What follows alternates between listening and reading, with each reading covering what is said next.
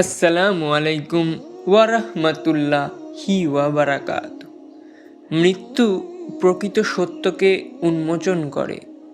আজ এই সম্পর্কে জানব ইনশাআল্লাহ তাআলা।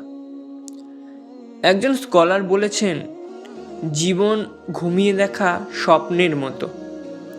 যখন আমরা মারা যাই তখন মূলত ঘুম থেকে জেগে উঠি এবং মেকআপ ছাড়া সত্যিকারের জগৎকে অবলোকন করি। মৃত্যু আমাদের মুখোশ খুলে দেয়, সমস্ত মিথ্যাকে মৃত্যু হত্যা করে। কেননা মিথ্যাকে বিলুপ্ত করার জন্যই সত্যের আগমন ঘটে।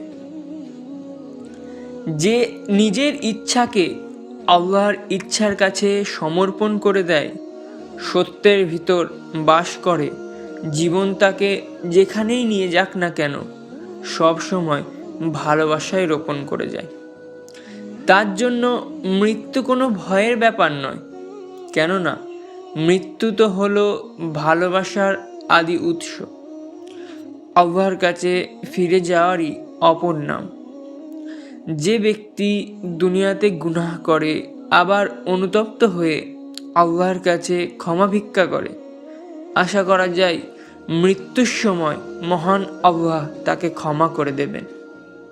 কিন্তু যারা অপরের প্রতি জুলুম করে, অপরের অধিকারকে গ্রাস করে, ঘৃণার চর্চা করে, তাদের জন্য মৃত্যু হবে বেদনাদায়ক।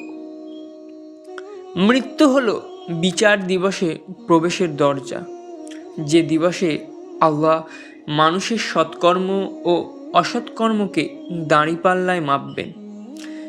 আপনি যত ধনবান, বিখ্যাত বা সৌন্দর্যমণ্ডিতই হন না কেন, মৃত্যু থেকে পালানোর কোনো সুযোগ আপনার নেই। প্রত্যেককেই কবরের স্বাদ গ্রহণ করতে হবে। মৃত্যু আমাদের মনে করিয়ে দেয় আমাদের সম্পদরাজি, আমাদের ভালোবাসার মানুষ বা আমাদের সন্তানাদি মৃত্যু থেকে আমাদের রক্ষা করতে পারে না। মৃত্যুর কাছে বয়স, বর্ণ, লিঙ্গ বা ধর্মের কোনো ভেদাভেদ নেই। কোরআনে আল্লাহ তাআলা বলেন, কেউ জানে না কোন স্থানে সে মারা যাবে। আল্লাহ তাআলা আরও বলেন, অতঃপর নির্ধারিত সময়ে যখন তাদের মৃত্যু এসে যাবে তখন এক মুহূর্ত বিলম্বিত কিংবা ত্বরান্বিত করতে পারবে না।